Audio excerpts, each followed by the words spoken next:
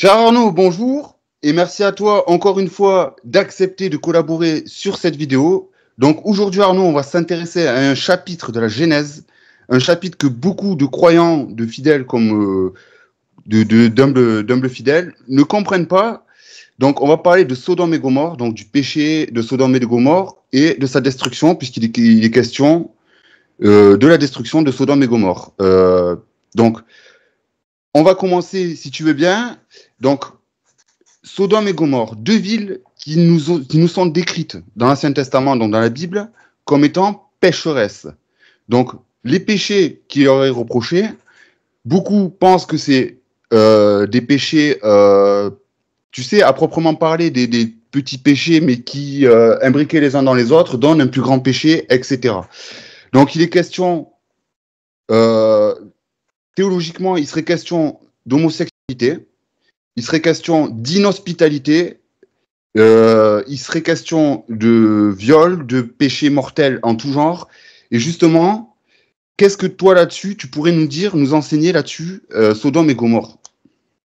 Alors d'abord que ces villes semblent être historiques. En tout cas, dans la vallée autour de la mer Morte, il y a manifestement des villes qui datent du néolithique et qui ont été détruites et on ne sait pas comment. Il y a des traces très curieuses. On dirait qu'il y a eu peut-être une comète qui est tombée, une météorite qui n'est pas tombée sur le sol mais qui s'est détruite en l'air et qui a brûlé parce qu'on trouve des sables choqués, des choses comme ça. Enfin, c'est très curieux. On n'a pas encore expliqué ce qui s'était passé, mais il s'est passé quelque chose. Il faut dire que là-bas, il y a d'abord des puits de pétrole, hein, beaucoup, mais il y a cet autre aspect qui est venu du ciel. Alors maintenant, quel était le péché de Sodome et Gomorrhe? On peut d'ailleurs constater que c'est le néolithique. Et le néolithique, c'est vraiment, historiquement, la période la plus horrible de l'humanité, avec sans doute le XXe siècle. Le XXe siècle et les deux guerres mondiales, hein. Là on atteint une barbarie, un sommet. Mais le néolithique, c'est l'époque de la mise en place de l'agriculture et de l'élevage. Et du coup, comme il faut comprendre, hein, faut se mettre à leur place. Comme la famine peut arriver n'importe quand, les épidémies, parce qu'on ne connaît pas les microbes et donc on commence à vivre dans des petites villes, du coup on se contamine, on ne sait pas séparer l'eau des WC de l'eau à boisson, eh bien, on finit par oublier complètement qu'il y avait un vrai Dieu, qui était un souvenir gardé au paléolithique, c'est-à-dire l'époque des chasseurs-cueilleurs. Il y avait un souvenir vague qu'il y avait un Dieu. Et là, pour finir par croire qu'il y a des dieux multiples, qui sont féroces, et donc tous les paganismes sont inventés là. On voit la taille des hommes qui diminue, 1,80 m au paléolithique, supérieur, hein, et à peu près 1,60 m au néolithique, donc à l'époque de la mise en place de l'agriculture. Donc on invente les sacrifices humains, il faut les comprendre. Hein. Ces gens-là se disent, pour que le soleil se lève, ben, puisque sinon tous mes enfants vont mourir, pour qu'il pleuve, ben, je vais offrir mon fils aîné en sacrifice. Et comme ça, eh ben, peut-être que les dieux vont se montrer favorables, enfin n'importe quoi, toutes les superstitions. C'est un âge de la dégradation de l'humanité, profonde, totale, et du coup, les mœurs sont effectivement barbares. La Bible, elle commence à peu près à raconter l'histoire du néolithique, avec Caïn qui tue Abel, etc., ce qui veut dire les nomades qui attaquent les sédentaires pour les piller et réciproquement, enfin des choses comme ça. Donc, il y a quelque chose de biblique et d'historique là-dedans, et c'est là qu'on va aborder le péché de cette époque-là, quand la révélation commence à venir. Donc, d'après le récit biblique, donc, on sait que Sodome est le lieu où réside Lot, qui est un des neveux d'Abraham. Et donc, Sodome est situé à côté de la ville de Gomorrhe et elles sont détruites par le soufre et le feu. Oui. Elles sont victimes de la colère divine pour des péchés dont la nature est débattue aujourd'hui encore, en fait. Parce que beaucoup de théologiens ne sont pas d'accord sur la nature, justement, de ces péchés. Alors, en fait, pour bien voir la nature de ces péchés, il faut se référer à un texte tout à fait parallèle qui est dans le livre des Juges, chapitre 19. C'est à peu près le même péché. Tu vas voir, on arrive à reconstituer la gravité de la chose. Il y a effectivement tout ce que tu as cité.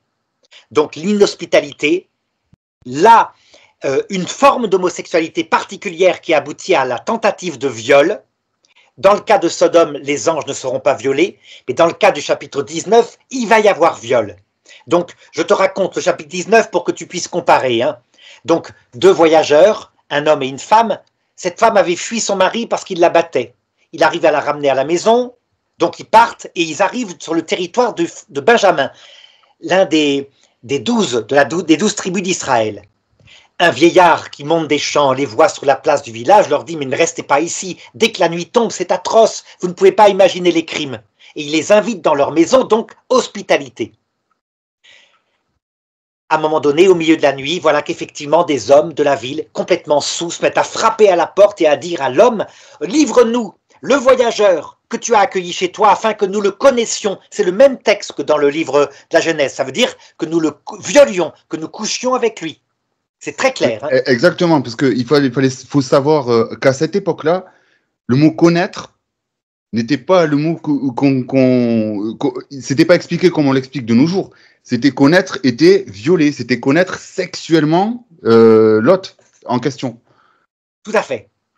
Et là, l'hôte dit, mais vous êtes fous, vous allez bafouer l'hospitalité, c'est atroce, on ne fait pas ça. Ce qui veut dire que dans leur conscience à eux, effectivement, dans les tribus sémitiques, l'hospitalité est sacrée. D'ailleurs, hein, tu remarqueras, avec Israël qui vient de tuer le chef du Hamas en Iran, les Iraniens qui sont d'une mentalité analogue, hein, ce n'est pas des peuples arabes, mais il y a quand même la mentalité de sémitique qui s'est implantée par l'islam, disent ils ont bafoué l'hospitalité, il était hôte chez nous, c'est un crime grave, et donc ils veulent répondre. Ça fait une semaine qu'on attend la réponse, mais ils veulent répondre à Israël. Tu vois, donc chez eux, la conscience, c'est que bafouer l'hospitalité est gravissime. Tu reçois un hôte chez toi, même si c'est ton ennemi, il est sacré, il est protégé. Mais il y a un autre péché, c'est que, regarde ce que fait l'hôte à ce moment-là. Je parle dans le livre de les Juges, chapitre 19. Hein. Il dit « Mais j'ai à la maison ma jeune fille, elle a 12 ans, elle n'a jamais connu d'homme. Je vous la livrerai, mais ne faites pas cette abomination. » Sous-entendu, de bafouer l'hospitalité. Tu te rends compte? Il ne voit pas leur péché. Il est prêt à livrer sa jeune fille qui est vierge pour qu'il la viole, plutôt que de bafouer l'hospitalité. Voilà la mentalité néolithique. Les femmes sont traitées comme des bestiaux. Elles sont comptées en même temps que les troupeaux. C'est la réalité. Et ça, c'est décrit. Hein. Bon. Oui, bien sûr. C'est ce que j'allais te dire d'ailleurs. Tout à fait. Hein. Et la Bible n'est pas fausse là-dessus, puisqu'elle ne fait que raconter des choses qui archéologiquement sont démontrées. Qu'est-ce que fait le voyageur? Il se dit « Oh, je vais quand même pas accepter que celui qui m'a accueilli chez lui livre sa jeune fille. » Donc, il prend sa concubine, qui a peut-être 15 ans. Il la met à la porte. Les types se jettent sur elle. Il la viole, il la reviole. Elle finit par faire une hémorragie. Elle se traîne sur, sur la porte où la porte est fermée. Hein. Le lendemain, quand le jour est levé, ben, les ivrognes sont partis. Le voyageur ouvre la porte, touche sa fiancée. Elle ne bouge plus, elle est morte. Il la charge sur son âne et va commencer la guerre civile. La guerre civile en Israël qui va tuer toute la tribu de Benjamin, pratiquement. Tu vois, ça veut dire qu'ils ne voient pas leur péché dans leur victoire. Qu'il va y avoir dans cette guerre qui est terrible, hein. On voit Dieu qui va jusqu'à commander aux autres tribus qui font une guerre juste en apparence, mais qui est en fait une guerre barbare, puisqu'ils ne voient pas leur propre péché, leur commander d'attaquer Benjamin, et à chaque fois, ils ont 30 000 morts. Et finalement, un jour, ils attaquent, ils gagnent, ils tuent tous les enfants de Benjamin, toute la tribu, y compris des femmes et des enfants, hein. Ça fait pas de quartier. Et donc, se rendant compte, après avoir fêter la victoire, qu'il n'y a plus de survivants en Benjamin, ils se disent, il reste 8 hommes survivants, toutes les femmes sont mortes, ben on va aller prendre des femmes chez une tribu arabe du secteur, puisqu'on a promis de ne pas donner nos femmes en mariage à ces hommes-là, et comme ça, ils pourront survivre et la tribu de Benjamin ne disparaîtra pas. Voilà, ils prennent donc comme esclaves des femmes, des jeunes filles d'une tribu arabe à côté, et c'est ce qu'ils font. Voilà, tu vois la réalité du péché, elle est bien plus vaste, et ça nous rappelle la guerre 14. La guerre 14 où tu as des pays qui ne valent pas mieux que les autres, chacun se prenant pour le centre du monde. Et cette guerre, il n'y a aucun vainqueur à la fin. Si, c'est la France qui a plutôt gagné, l'Allemagne a plutôt perdu, mais en réalité, il y a des millions de morts de part et d'autre. Le péché est plus grave. En réalité, le péché de la guerre 14, c'était l'exaltation de sa nation jusqu'à mépriser les autres nations. C'est pas le patriotisme, hein, c'est ce qu'on appelle le nationalisme. Exalté. Tu vois? Donc c'est analogue. Cependant, il y a quand même de l'homosexualité. Tu as remarqué, ils veulent d'abord violer à Sodome les 2 anges, qui sont en fait les envoyés de Dieu. Ils veulent, dans le chapitre 19 des Juges, violer d'abord le monsieur, pas sa femme. Hein. Mais tu remarqueras, puisqu'ils n'ont pas pu violer le monsieur, ils se rabattent sur la femme. Eh bien, tu as là une des 3 formes d'homosexualité, celle qui est connue par la Bible et que la Bible décrit comme une abomination. Le problème, c'est qu'évidemment, il n'y a que cette forme-là dans la Bible. Les autres formes qui sont contre nature, et dont parle le pape François, en disant c'est autre chose, c'est de l'ordre du péché, parfois c'est de l'ordre d'une maladie physique. Eh bien, on n'écoute pas le pape parce qu'on dit, regardez, la Bible dit qu'il n'y a qu'une forme d'homosexualité, elle est une abomination. Mais non, l'Église, elle continue d'être inspirée par l'Esprit Saint, et donc elle va regarder les diverses formes d'homosexualité dont on va parler tout à l'heure, tu vas voir. Mais celle-là, tu es d'accord avec moi, hein, cette forme d'homosexualité qui aboutit au viol, qu'on voit dans les prisons, avec des bons hommes comme ça, qui prennent le jeune prisonnier, qui s'en servent de défouloir, quoi. Ils le violent. Ben, c'est la même chose, c'est une abomination. C'est passible de la cour d'assises, un viol sur un jeune prisonnier en prison. Mais justement, tu vois, ce péché d'homosexualité, le premier auteur chrétien, justement, qui a associé le crime des habitants de Sodome, à l'homosexualité, c'était Saint Augustin. Oui, il a regardé principalement cela, alors que tu avais raison de dire qu'il y avait bien d'autres péchés. Ce peuple était barbare. En fait, la Bible nous raconte comment Dieu va reprendre l'humanité qu'il a laissée dériver. Suivez votre propre volonté, vous verrez où ça vous mènera.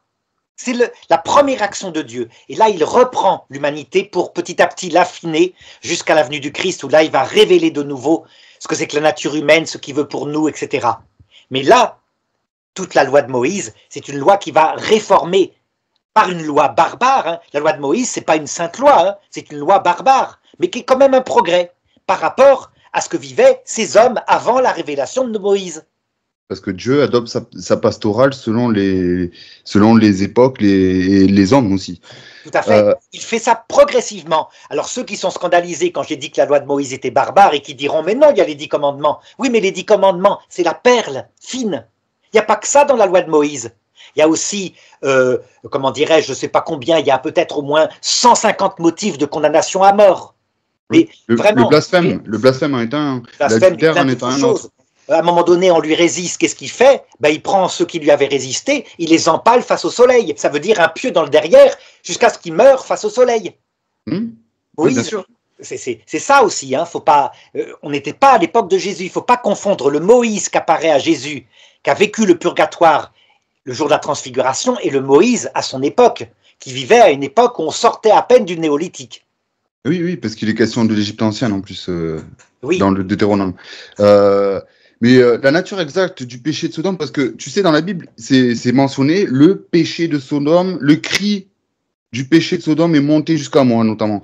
Le péché de Sodome, je pense que c'est ça. Les femmes traitées comme des chiennes, qui servent pour des bonhommes qui se soulagent, on les viole, on les reviole, elles n'ont rien à dire, et du coup, quand se présente un voyageur, ah tiens, voilà du nouveau gibier, et on se jette sur lui. C'est donc le péché de la luxure. Vu que c'est indiqué comme ça dans la Bible, on ne peut pas dire que ce soit précisé dans le récit, quoi. C'est ça que je veux te dire. C'est pas préciser le péché de Sodome. C'est ça que je veux dire. Non. Par contre, cet épisode-là, il a donné justement lieu à de nombreuses interprétations. La plupart du temps, elles sont controversées. Et j'ai lu beaucoup justement d'articles avant de faire cette vidéo avec toi. Et quand on dit controversé, c'est controversé, quoi. Il y a certains, ils y vont, quoi. Ils assimilent. Et c'est pas complètement faux, parce qu'en fait, on parle d'un péché, d'un grand péché. Il y avait l'homosexualité, il y avait le viol, parce qu'on insiste sur ça depuis tout à l'heure, mais il y avait aussi l'inhospitalité, la violence, comme tu viens de le dire, la débauche sexuelle et l'orgueil. Oui. L'orgueil et l'égoïsme. Il y avait beaucoup d'orgueil et d'égoïsme. Beaucoup d'orgueil et d'égoïsme, absolument. Mais je pense que c'est ce péché-là, vraiment, c'est l'orgueil. Justement, tout ramène à l'orgueil. Si on se réfère bien au texte, tout ramène à l'orgueil.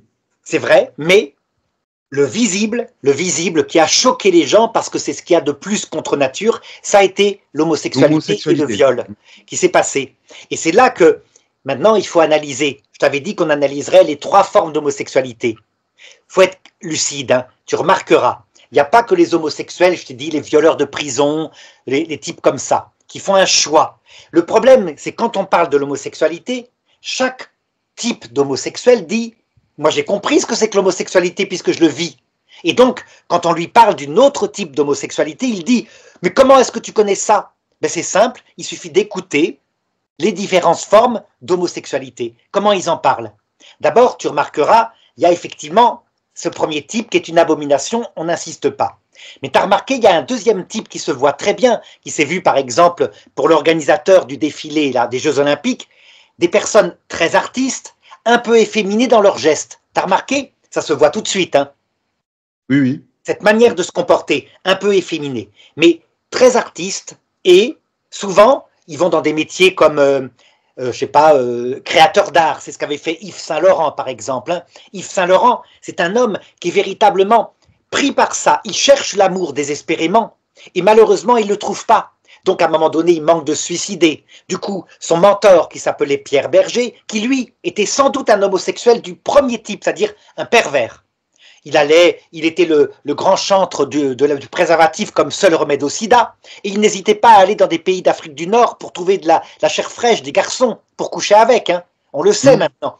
Il y a eu des émissions qui ont été faites par Christophe Ondelat qui ont bien montré l'envers du décor, alors que Yves Saint-Laurent est un être sensible. C'est un deuxième type d'homosexualité. Tu sais, on l'a sorti des névroses, mais la névrose au sens propre, c'est quoi? C'est une passion qui t'empêche de vivre, qui te rend malade à l'intérieur. C'est pas un péché, hein, c'est une passion, souffrance. Et lui, on le voyait bien. Il avait sans doute eu une mère étouffante, très dominatrice, un père absent, et il cherchait désespérément un amour qui se réaliserait. Il ne le trouvait pas. C'est dans ce type d'homosexualité très souffrante qu'il y a énormément de suicides. Est-ce qu'elle est contre nature? La réponse est oui, c'est pas naturel. Mais tu remarqueras, je la traite pas du tout de la même façon que la première forme, les violeurs. Même si, dans la réalité, c'est parfois mélangé. Hein.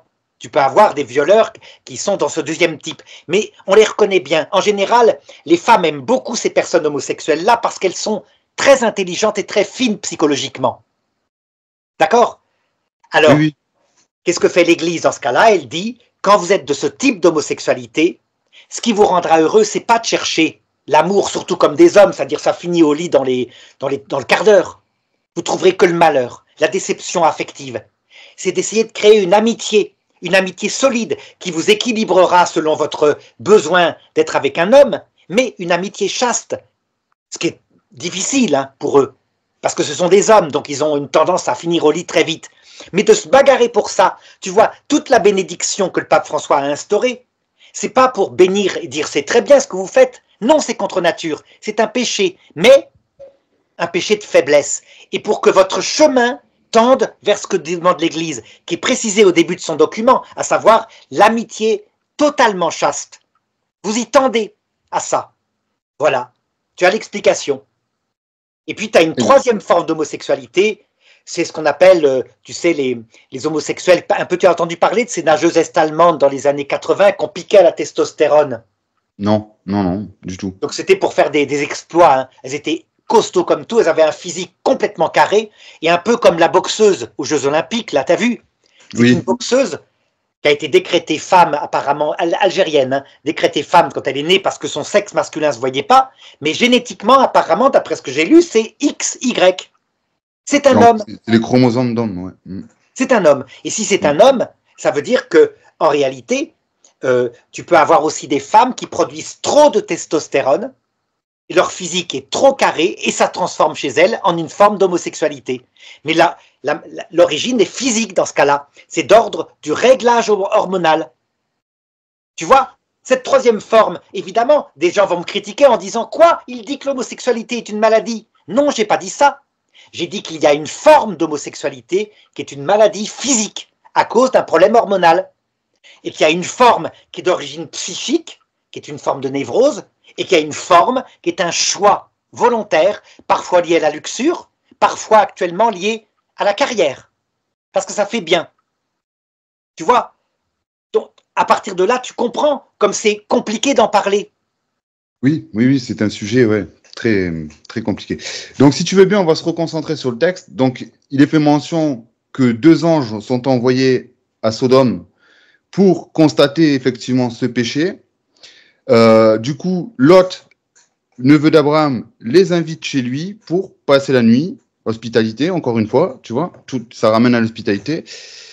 Et lorsque face à la demande des sodomites face à l'insistance des sodomites, on voudrait connaître ces hommes-là, fais-les sortir qu'on les connaisse.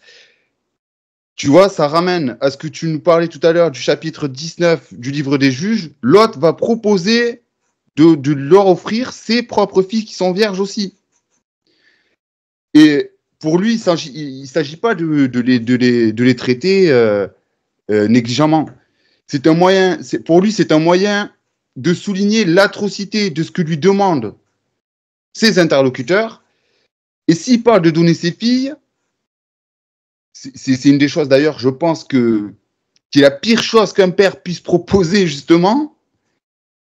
Alors combien le fait de violer des étrangers, des autres, est un crime immense. Oui, mais tu constateras, là encore, hein, que c'est un péché grave de donner ses filles. Tu comprends? Il y a quelque chose qui ne va pas, mais il ne le voit pas. Il ne le voit pas. Ce péché-là, personne n'en a jamais parlé. C'est un peu comme Jésus devant Pilate. Tu vas condamner un homme à mort alors qu'il est innocent. Donc là, il propose ses filles. Oui. Oui, il sait que c'est un grand péché. Mais non, il ne sait pas. Je pense qu'il ne le sait pas. C'est la mentalité de l'époque. Mais c'est quelque part, ça renvoie à, vous êtes prêt à violer mes hôtes, c'est pour constater le péché, ce que vous êtes en train de faire, quoi. Oui, voilà. Quelque part... Dans les hiérarchies, pour eux, violer une femme est moins grave que de violer un homme et en plus de bafouer l'hospitalité. Alors que tu remarqueras que dans une morale qui a été formée par Jésus-Christ depuis, on se rend compte qu'il y a une barbarie totale à droite, à gauche, partout, y compris chez Lot, que Lot a survécu, mais qu'il faut juger par rapport à l'évangile, que par contre on peut être miséricordieux parce qu'à l'époque ils ne le savaient pas. Ça veut dire qu'ils sortaient de la période terrible du néolithique dont je t'ai parlé au début. Et donc Dieu leur a fait miséricorde. Il n'empêche que, objectivement, le péché est là. Donc, ensuite, les habitants de Somor, donc ils ne connaissent pas l'identité des hôtes de Lot, ils ne savent pas que c'est des anges envoyés de Dieu. Donc, ces anges vont éviter le pire en frappant les habitants de la ville, si je me souviens bien, parce que je l'ai lu il y a un petit moment. Si je me souviens bien, il va frapper de cécité, justement, les habitants qui viennent demander, de les connaître. Donc déjà... Donc, ce qui signifie que l'acte, il ne passe pas à l'acte, hein, les anges ne sont pas attrapés, ne sont pas violés, ils font ce qu'ils veulent, ils ont la puissance d'arrêter les péchés. Mais en ce qui concerne le livre des Juges, chapitre 19, là par contre le péché n'est pas arrêté par les anges. Il a lieu de fait. Hein. Et donc la leçon, l'éducation de ces gens-là va être par la guerre civile et le malheur. D'ailleurs, pour bien comprendre, tu te rappelles peut-être le texte de Jésus quand il parle des gens qui étaient morts lors de l'écroulement de la tour de Siloé, en Luc chapitre 13, verset 4. Ça te dit quelque chose? Donc une tour, oui, ça me dit quelque chose, ouais. En pierre qui avait été construite, et puis un jour on se met à discuter parce qu'on apprend que la tour s'était écroulée et que des gens avaient été écrasés par la tour. Il y avait eu, je sais pas, quelque chose comme 50 morts. Et donc Jésus à ce moment-là leur parle et leur dit: pensez-vous vraiment que les péchés de ces gens qui sont morts écrasés par la tour de Siloé étaient plus graves que les péchés des autres habitants de Jérusalem et de cette génération? Et eux répondent non. Eh bien Jésus leur dit: vous voyez, si vous ne vous convertissez pas, vous périrez tous de cette façon-là. En réalité, c'est une parole qui s'adresse à nous. Je vais t'expliquer. Nous-mêmes, on ne voit pas notre propre péché. C'est pas possible. Hein. L'Église a toujours dit, on ne peut pas savoir si on est en état de grâce. On ne verra notre propre péché en toute vérité que devant Jésus à l'heure de la rencontre avec lui, quand il nous apparaîtra dans la gloire. Résultat, il se peut qu'en fait, en nous croyant plus saints que les habitants de Sodome et Gomorrhe, nous soyons tout aussi pécheurs avec en plus une certitude d'être des gens bien. Eh bien, le Seigneur va nous faire passer... Hein? C'est ça le pire. Oui, c'est le pire. Ouais. Ça veut dire qu'on ne voit pas, on n'est pas conscient. Parce que l'immensité de l'amour et de l'humilité de Jésus, on n'en est pas vraiment conscient. On a beau avoir les textes de l'Évangile, sa mort sur la croix, on n'arrive pas à formaliser. C'est de l'ignorance. C'est de l'ignorance, et Jésus en tiendra compte. C'est pour ça que saint Paul dit, Dieu a soumis, a enfermé tous les hommes dans la désobéissance, y compris nous deux, mais pour leur faire miséricorde. Ça veut dire qu'il nous sera fait miséricorde, heureusement. Par contre, toi comme moi, un jour, sans doute, on mourra. On mourra misérablement, ça veut dire peut-être comme des petits vieux sur une chaise roulante, dans un hôpital de vieux. Oui, oui, Peut-être pas oui. écrasé par la tour de Siloé, hein, mais tu comprends. Parce que on doit apprendre nous aussi la totale humilité. Donc, les péchés de Sodome et Gomorrhe, il faut les regarder objectivement parce qu'ils sont visibles, c'est l'époque de la barbarie, mais toujours regarder d'abord la poutre qui est dans notre propre œil, où nous avons eu Jésus-Christ, et pourtant, nous continuons de faire des choses toujours pareilles liées au plaisir égoïste, à l'argent égoïste, à la gloire égoïste, etc. Donc, tu vois, en fait, en gros, en divers endroits de la Bible, les crimes de Sodome et Gomorrhe sont rapportés.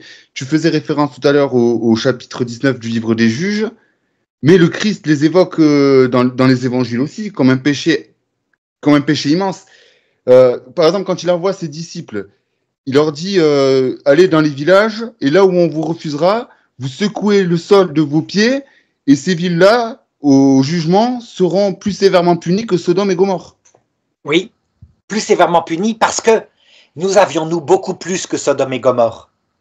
Ce qui veut dire que Dieu est juste. Mais en même temps que ça, cette justice qui doit nous frapper, hein, parce qu'il ne faut pas se prendre pour le centre du monde, nous chrétiens, en même temps, il y a heureusement l'annonce qui nous sera fait miséricorde aussi. Finalement, c'est assez simple. Il suffit de nous mettre à genoux, de reconnaître qu'on ne vaut pas mieux que les habitants de Sodome et Gomorrhe.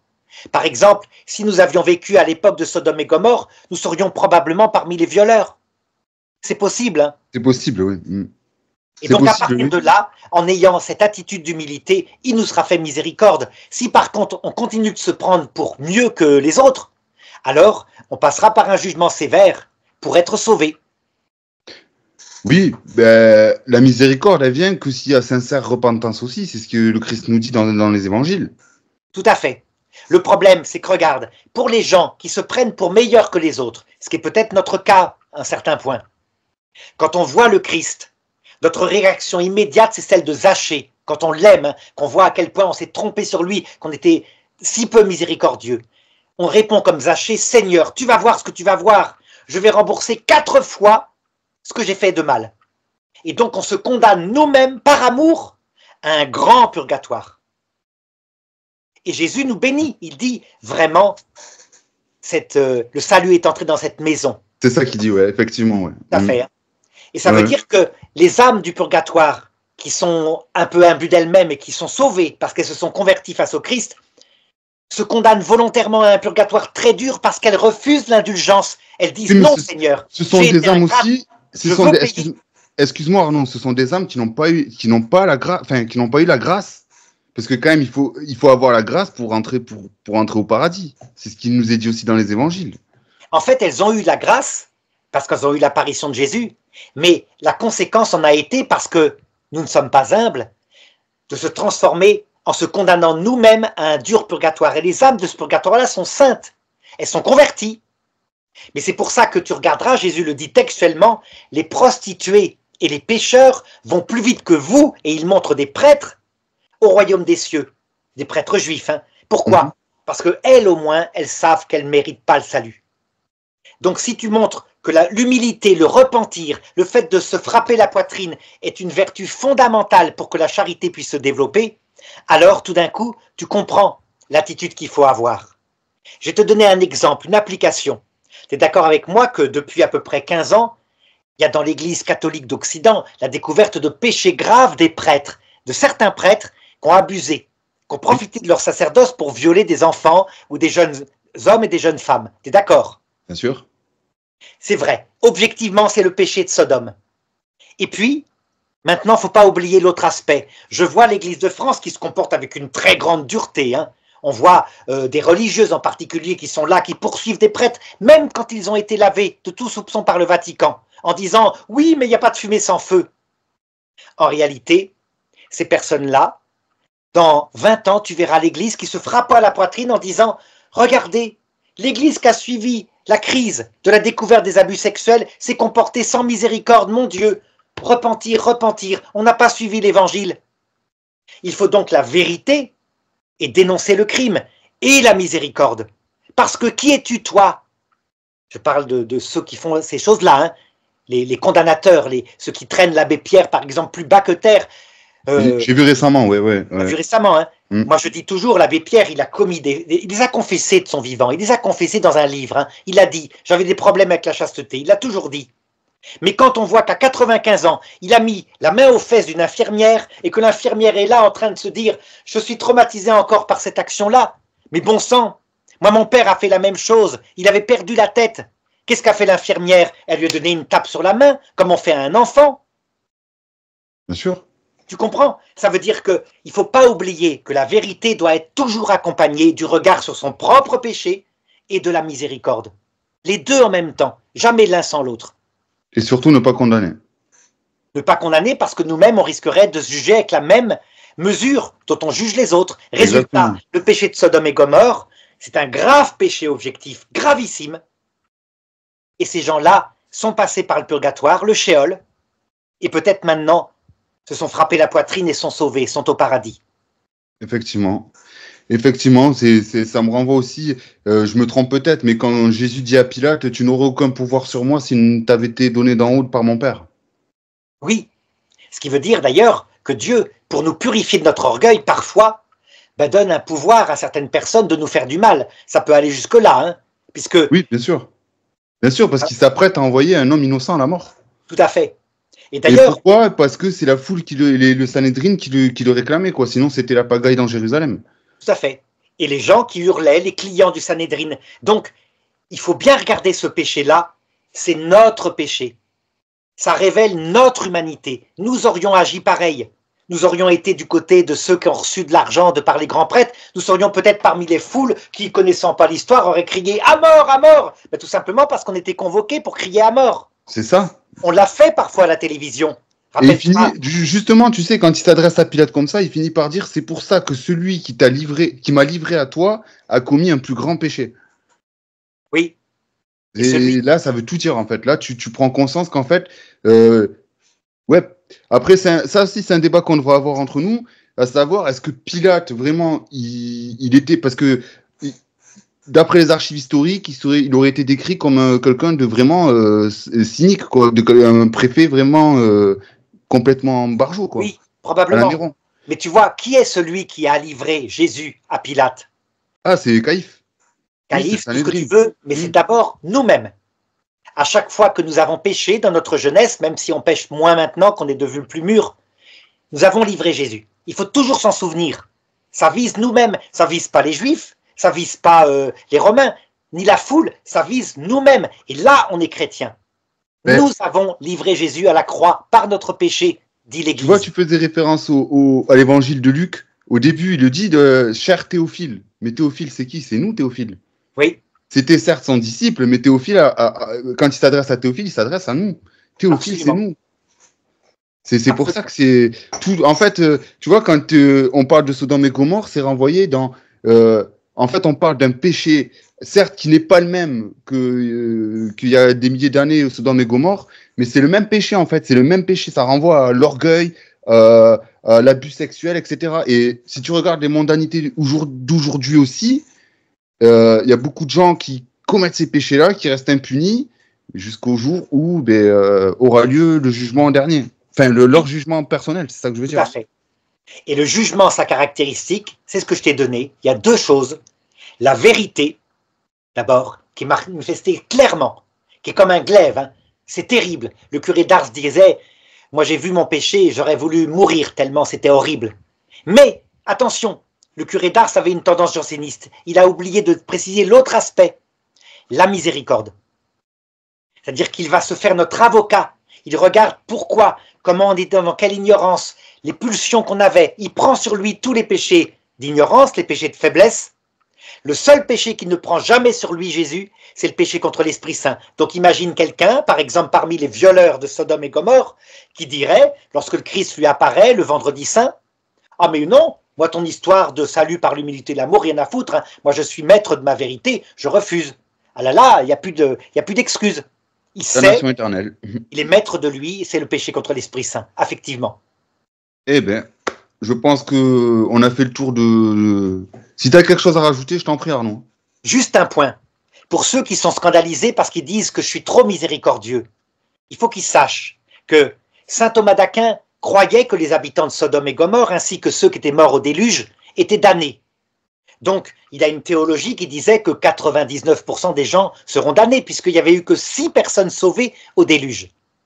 Oui, mais il attention, faut préciser. parce que là, tu parles d'eschatologie. Oui. Or, l'Église, elle s'est séparée de saint Thomas d'Aquin concernant l'eschatologie. Oui, sur le supplément. Il est mort avant, il n'a pas réécrit son eschatologie.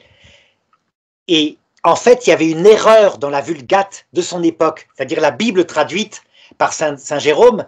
Il y avait une erreur, le texte de Pierre, dans la première épître de saint Pierre, chapitre 5, qui raconte comment les gens qui sont morts au moment du déluge ont été sauvés par la suite, avait une erreur de négation. Il était marqué qu'ils étaient damnés, alors qu'en réalité, le texte dit exactement l'inverse. Et là, si tu veux, je peux te le lire, hein, ce qui donne beaucoup d'espérance pour le salut des pauvres gens Ils étaient dans les limbes. Perdus un peu. Ils étaient dans les limbes. C'est lui, Jésus, qui est descendu aux enfers. Je crois que c'est ça le texte que tu vas faire référence. Je te laisse le lire. Je ne l'ai pas sous les yeux, mais je vois duquel tu veux parler, oui. Chapitre 5. Attends, je vais le lire alors. C'est lui, Jésus, qui est descendu aux enfers pour prêcher la bonne parole à ceux qui étaient captifs. Voilà. Ceux qui étaient morts dans la désobéissance, d'accord, hein, donc qui n'étaient pas morts en grâce, hein, loin de là. Il reconnaît le texte qu'ils étaient morts dans la désobéissance alors que Dieu patientait au jour de Noé, pendant que Noé construisait l'arche, dans lequel un tout petit nombre, en tout 8 personnes furent sauvées à travers l'eau. Et regarde ce que dit le texte au chapitre 4, verset 6. C'est pour cela, en effet, que même dans la mort, dans l'Hadès, c'est-à-dire le passage de la mort, a été annoncée la bonne nouvelle, afin que ces gens qui étaient morts selon la chair, maintenant puissent vivre selon Dieu dans l'esprit. Voilà. Ouais. Seul le péché contre l'Esprit Saint sera en enfer. Les autres auront peut-être un purgatoire terrible, d'accord, mais s'ils se repentent, ils seront sauvés. De toute façon, ça nous est explicitement écrit dans la Bible, tout péché et tout blasphème seront pardonnés, hormis le péché ou le blasphème contre l'Esprit Saint. Tout se joint. Eh bien, écoute, merci, cher ami, merci pour ta participation. J'ai beaucoup appris de Sodome et Gomorrhe parce que je voyais ça aussi comme, tu sais, quand on parle de Sodome et Gomorrhe, beaucoup disent oui, tu vois, Dieu, il a quand même été méchant à cette époque-là. Non, Dieu a adapté sa pastorale selon l'époque et selon les mœurs, en fait, quelque part. Tout à fait. C'est exactement ça. Comme aujourd'hui, on a des pastorales qui ne sont plus les mêmes qu'au Moyen-Âge ou qu'à la Renaissance. Donc, voilà, c'est pas plus compliqué. Hein. C'est ça. Eh bien, merci beaucoup, cher Arnaud. Merci. Au revoir. À bientôt, Kevin. Au revoir. Au revoir.